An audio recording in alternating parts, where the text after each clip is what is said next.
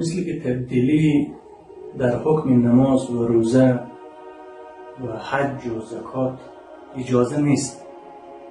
هیچ مسلمانی اجازه نداره که نماز 3 وقت فرض کنه برای خود، روزه را 15 روز و احکام و فرایض و حکم الله متعال تغییر و تبدیل کنه. چرا؟ اگر تبدیل کنه بازی طاغوت میشه، یعنی خبیث‌ترین و ملعون‌ترین کافر میشه.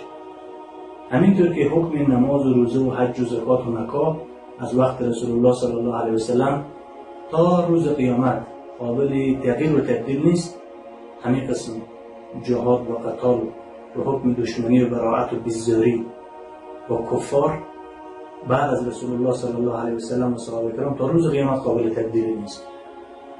همونطور که نفر از روزه و نماز و حج و زکات پیامبر انکار کنه سبب کفر است، همینطور انکار از جهاد و قتال سبب کفر است. چرا که حکم الله جل شأنه جهاد و قتال و دشمنی و براءت و بیزاری با کفار و توابط حربی است. هرگاه که کفار ایمان آوردن به اسلام داخل شدن، جهاد باز به اونا فرض نمی باشد. یا که همه آمدن با خلافت اسلامی زر امر خلیفه مسلمان ها جزیه دادن و تبلیغات و مال و اسلحه به ضد اسلام مصرف نکردن، باز مال و جان و ناموس و اطفال و پیرزنان و پیرمردشون در امن و امان می باشد.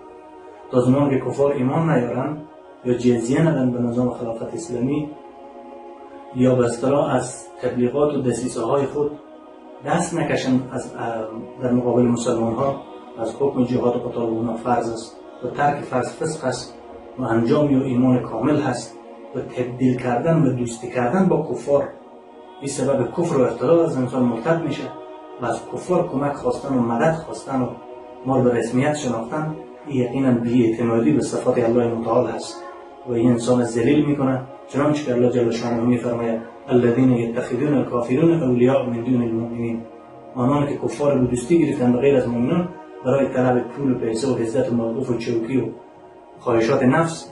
یقینا اگر اینا ایمان و اعتقاد و عقیده به کلام الله و قرآن و سنت پیامبر داشته باشن، اینها باید بدانند که تمام خزانه های عزت به نزد الله متعال است، نه به نزد کفار زری و نجس و پلید است. پس مسلمان باید از کفر بیزاری کنه، زیرا 70% قرآن سیاست و نظام و حکومتداری و دشمنی و قتال و مبارزه و بیزاری با کفار حربی است و همه دعوتگرا باید از دعوت دادن در مورد گروه ها و جماعت ها و فرقه های کفری احتیاط بکنن. هر گروهی که با یک ریش و با یک لنگی و با چند تا اخلاق اسلامی دیدن با زور حکومت اسلامی و نظام اسلامی نگن، چند روز بعد حکومت اسلامی ببینید حکومت کفری شد و همون قانون طاغوتی ظاهرخان آمد حکومت اسلامی شد. یعنی باید دعوتگران هم متوجه مسئولیت خود باشند، زیرا تصدیق دعوتگرا برای مردم آن دین می باشد. اگر اینا یک گروه کفری و مرتد، باز اینا چی میگن؟ والا اینا حکومت اسلامی است، نظام اسلامی است، سیاست اسلامی است، باز مردم کفر اسلامی عمل میکنن و ثواب و خساره و نقصان کلی کفر به نام اعمال دعوتگرا و کسایی که جلب و جذب کرده باز نوشته میشه.